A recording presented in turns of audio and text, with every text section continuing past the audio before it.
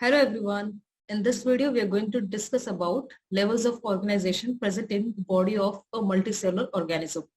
So when we talk about unicellular organisms like bacteria, amoeba, paramecium, euglena, etc. So we are already aware that their body is composed of only one single cell. Okay. So all the signs of life, or you can say the characteristics of life like reproduction, respiration, excretion, digestion, etc. All these signs of life are actually performed by one single cell of a unicellular organism. But when it comes to multicellular organism, okay, in case of multicellular organisms, millions and billions or trillions of cells are present, right? Now now in such a big organism, these cells are highly specialized. Okay. Some cells, they are involved in digestion, some cells are involved in excretion, some cells, they are involved in transportation, etc. Okay. So in case of multicellular organisms, all the cells are highly specialized, and hence we have different levels of organization. So first, in brief, I will just tell you what are the different levels of organization present in the body of a multicellular organism. So you can see here in the picture, the basic unit of life is cell. Okay, the most simplest and basic unit of life is cell. Now, different cells, they combine with each other to form a tissue. Tissues, they join with each other, join with each other to form an organ. Different organs, they join with each other to form a complete organ system. Okay, and then different organ systems, they combine with each other to form a particular organism. Okay, now in this picture, we have taken the example of a human being. Now if you look at this particular organism, human being, they have shown here a digestive system. Okay, so in case of this digestive system, we have organs like esophagus, stomach, small intestine. Okay, there are three parts of small intestine: duodenum, jejunum, and ileum.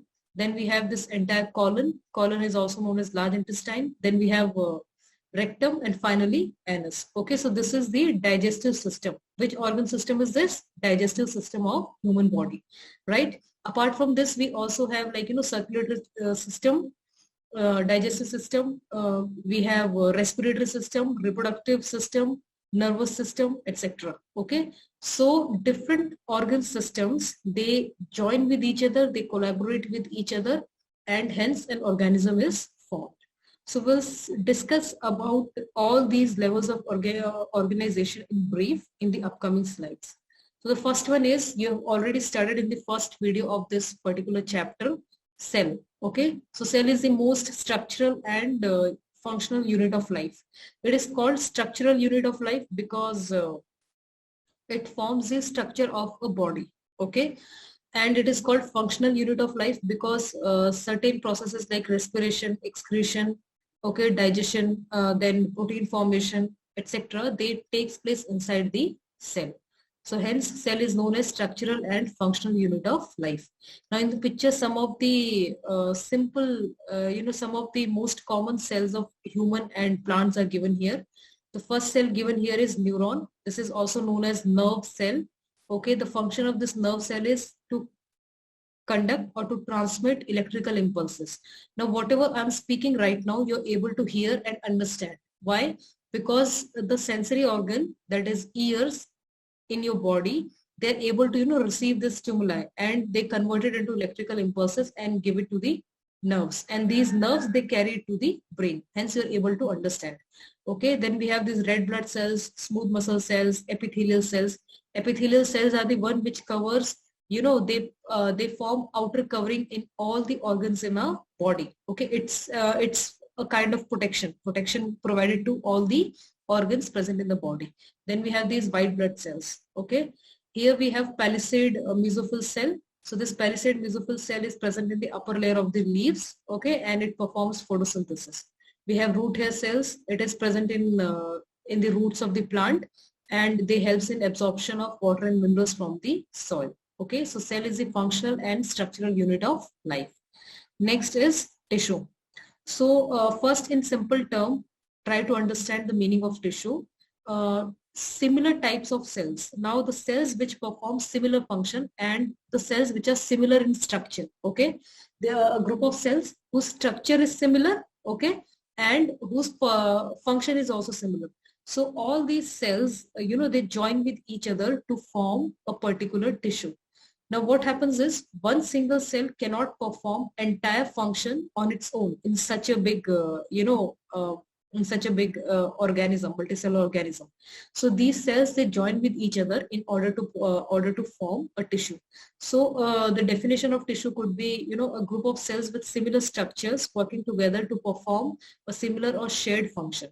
Okay. For example, here they have given one particular smooth muscle cell.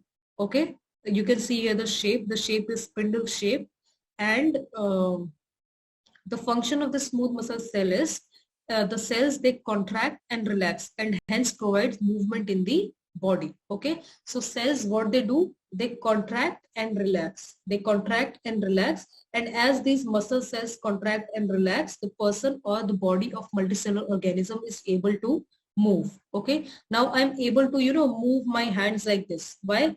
Because of the muscles present in my arms. Okay, these muscles are contracting and relaxing and hence are able to provide movement to the body part. Okay, so smooth muscle cells, they join with each other to form smooth muscle tissue. Again, if you look here on the right side of the screen, this picture is the transverse section of leaf from a plant. Now on the top layer is epidermal tissue. So epidermis tissue, upper epidermal and lower epidermal tissue. Okay, one single cell is called epidermal cell, and the group of cell is known as epidermal tissue. Just below that we have palisade mesophyll tissue. One single cell is palisade mesophyll cell, but the group of similar type of cells is known as tissue. So hence it is palisade mesophyll tissue. Then we have spongy mesophyll tissue, and at the bottom we have lower epidermal tissue. Okay, so tissues are actually formed by group of cells which are similar in structure and they perform similar function.